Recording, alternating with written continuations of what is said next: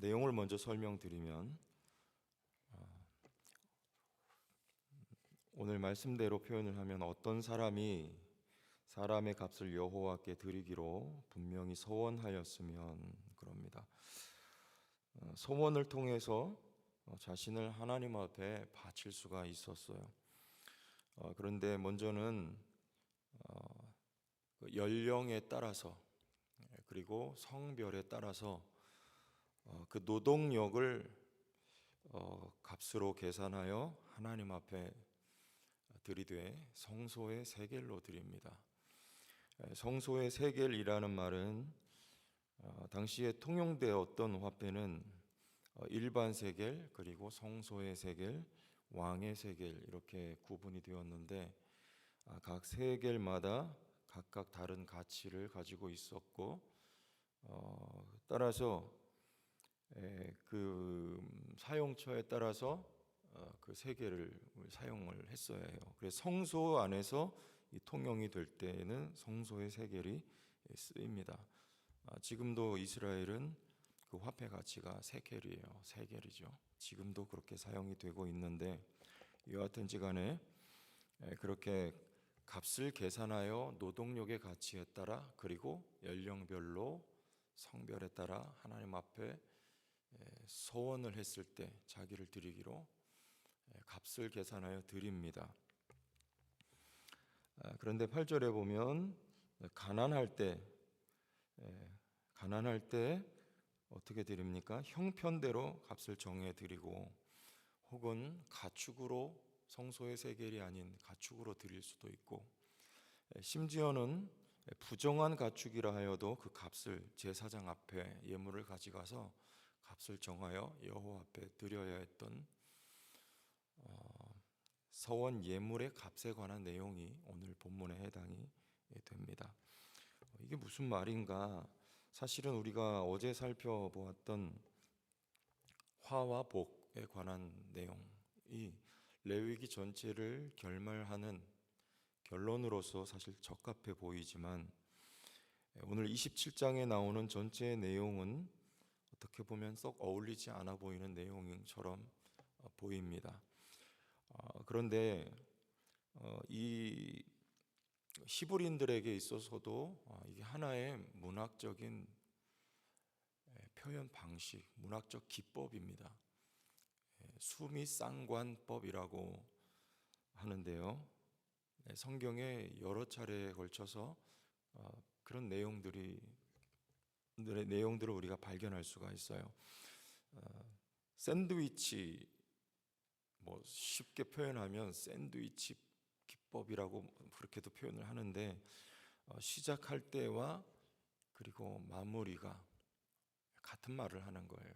그리고 그 안에 내용을 이렇게 감싸고 있는 하고 싶은 가장 중요한 말을 내용으로 담고 있는 그것을 수미쌍관이라고 합니다. 레위기 1장부터 7장까지 우리가 살펴보았듯이 제사법 나오죠.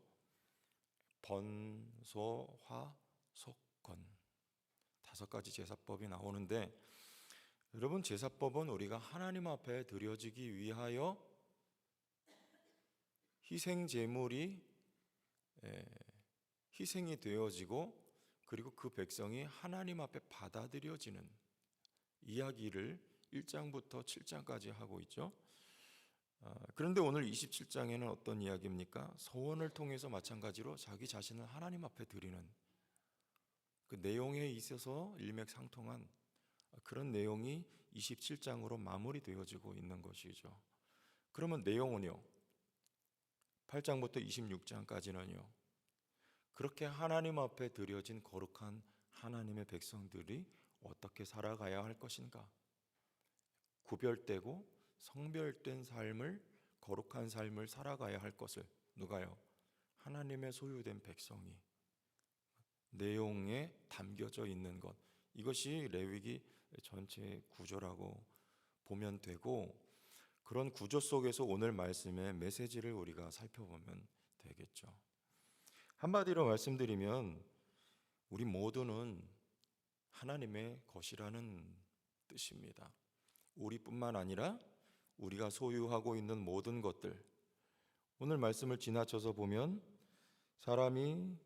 어떤 사람이 자기 집을 성별하여 여호와께 드리려면 사실은 무엇도 여호와의 것입니까? 집도, 그리고 전토도, 그리고 본장에 11조 이야기도 나옵니다. 우리가 가진 모든 물질뿐만 아니라 사실은 모든 것이 다 여호와의 것이에요. 11조는 우리가 가지고 있는 것이 하나님의 것입니다라고 하는 고백 아닙니까?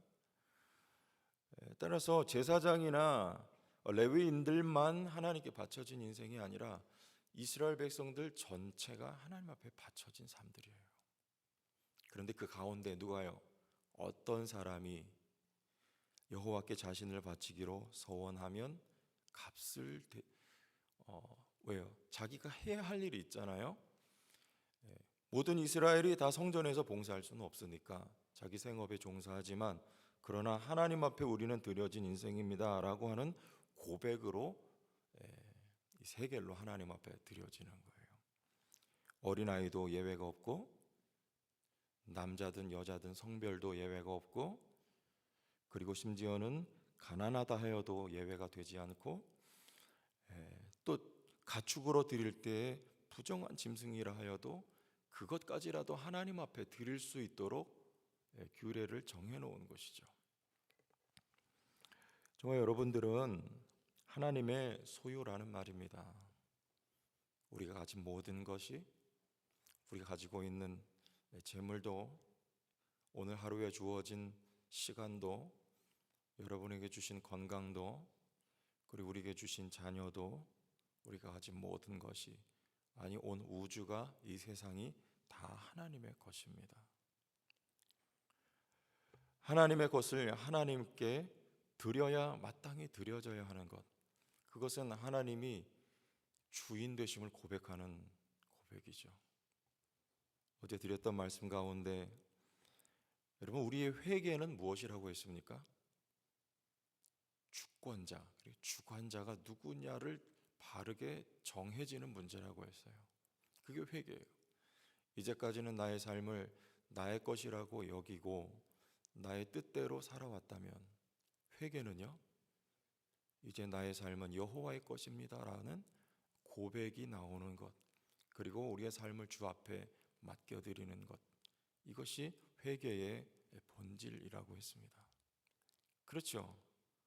우리의 삶은 누구 겁니까? 하나님의 것.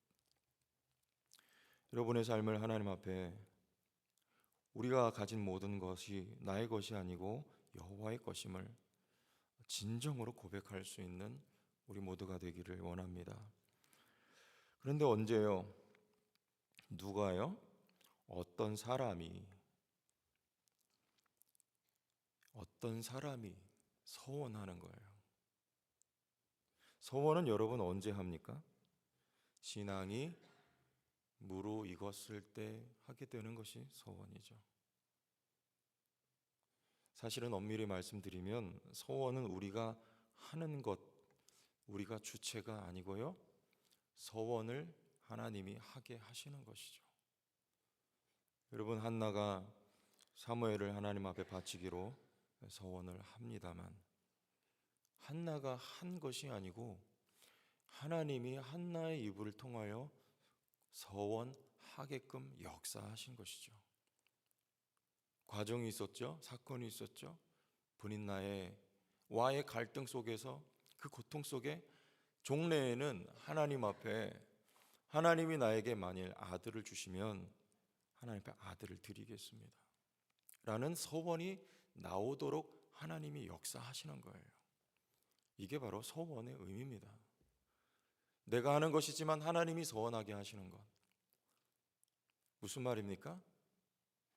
우리의 신앙이 무르익었을 때, 어떤 과정을 통하여서 우리의 신앙이 성숙하고 성장하였을 때 하나님 앞에 우리가 서원하게 되는 거예요. 하나님이 서원하게 시키시는 거예요. 그때 우리도 같은 소원을 하게 되는 것이죠. 한나는 아들을 소원했지만 사실은 그것은 자신을 바치는 것보다 더한 거예요. 왜요? 아들이기 때문에. 저와 여러분들도 어느 때가 되면 아니 이미 하신 분들도 계실 것이고 같은 소원을 하게 될 줄로 믿어 의심치 않습니다. 왜냐하면 하나님이 그렇게 하실 것이기 때문에 그래요. 우리의 믿음이 성장하면 성장할수록, 성숙하게 되면 성숙하게 될수록 나의 삶은 나의 것이 아니고 여호와의 것입니다. 나의 삶을 하나님 앞에 온전히 바칩니다. 나에게 주신 모든 것을 주 앞에 아낌없이 드리기 원합니다. 이런 고백의 자리에 나아가게 된다는 거예요. 그러나 먼저 기억해야 할 것이 있습니다. 우리가 하나님 앞에 바치기 전에 하나님의 헌신이 있었다는 것을 먼저 기억하십시오. 한나가 아들을 바친 것보다 하나님이 나를 위하여 아들을 주셨음을, 하나님의 헌신이 먼저 계셨음을요 기억하시고 그 은혜를 따라 여러분의 삶도 하나님 앞에 드려질 수 있기를 원해요. 우리는 이미 값이 지불된 사람들입니다. 무슨 값입니까? 아들의 피값이. 성소의 세겔이 아니라 피값으로 이미 하나님의 소유된 백성이 되었어요. 그러므로 그 은혜를 따라 그 은혜를 깨달으면 깨달을수록 여러분의 삶도 원래의 자리, 원래의 계획, 원래의 하나님의 목적대로 하나님의 소유된 백성의 자리로, 그리고 거룩한 삶으로 회복되어져 가는 저와 여러분들의 삶이 되기를 주의 이름으로 축원합니다. 하나님 아버지,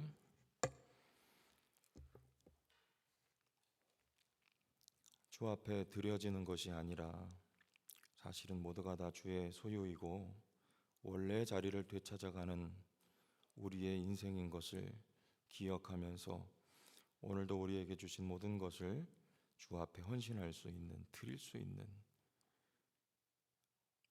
은혜 받은, 복 받은 인생이 되기를 원하고, 모든 것이 원래의 자리로 되찾아 돌아갈 때에 그곳에 안식이 있으며 그곳에 평안이 있으며 그곳에 하나님이 베푸신 은혜와 축복을 경험하는 자리가 될 것을 믿음으로 오늘도 주 앞에 드려진 삶이 되도록 은혜 베풀어 주옵소서.